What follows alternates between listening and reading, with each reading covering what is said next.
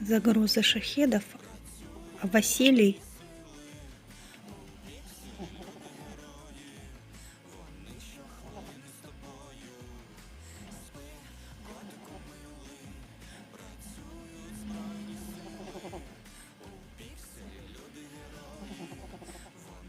мне бы его спокойствие, а?